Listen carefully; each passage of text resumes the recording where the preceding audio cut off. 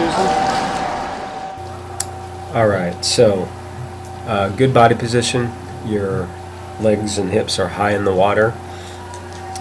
Your head position is good. Turning to breathe is pretty smooth. There's a little bit of up and down where your head dips a bit under the water and then comes up as you turn to breathe. You want that to stay as level as possible, just so it doesn't create extra motion or turbulence as you're swimming along. Your reach is good, with the exception that sometimes you're crossing into the middle where your hand goes right in front of your head. You want those hands to extend in front of the shoulder or slightly off the corresponding side. Right, so left hand is in front of the shoulder or slightly to the left. Same for the right. We'll talk about the underwater mechanics when we see that part of the video. You see how your hands are going in, or even crossing all the way across. So, especially with that left. And then it's, as you're pulling through, it sometimes pulls a little far under your body, right, and across your body. So you want your left arm pulling through a column that remains on your left side, and same for the right. So the pull, your elbow is coming back towards your torso a little ahead of your hand and forearm, meaning what the swim coaches call that is an elbow slip. You're not getting as much grab or catch on the water as you could. Similar on the left side here. There's two options. One option is trying to go to a straight arm pull, which will create more pressure on the water, which will be a little bit faster. The other option is to work on the high elbow or early vertical forearm, which is what we spent a lot of time on in the clinic. Long term, that's a better choice. The kick. So you have a nice relaxed 2-beat kick. The kick seems to be generated a lot from knee and down.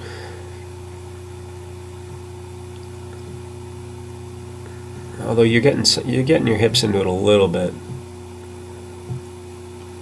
So I would recommend doing some work with the kickboard. It's almost like you're kicking out somewhat. You want that kick to be not as much knee bend and more hip generated, like you're kicking a soccer ball.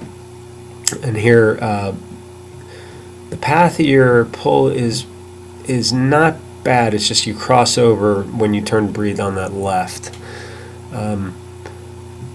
So be aware of that. It's something that you got to think about as you're turning to breathe. Be like, okay, I need to keep my left arm off my left side. So a good extension, pretty good rotation. You might be able to go a little more onto the side, but you don't want to overdo it. And then looking at the angle of the upper arm and forearm, it's really how we kind of judge the catch, right? So you would want the hand and forearm to be vertical at this point in the stroke, and you can see how they're still angled upward. So your straight arm through here, and then the elbow comes back, and so you get a little bit of the elbow leading the stroke back. The forearm is still not vertical. Ideally, your forearm would be vertical as soon as possible in the stroke, and it's not vertical until the finish of the stroke.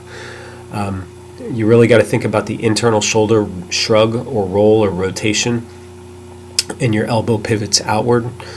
Work on all the drills that we went over in the clinic, and then just be aware of it when you're swimming, or try and look sometimes. Like right now you're looking down, which is fine, but you could look up sometimes and see what's going on with your arms as you're swimming.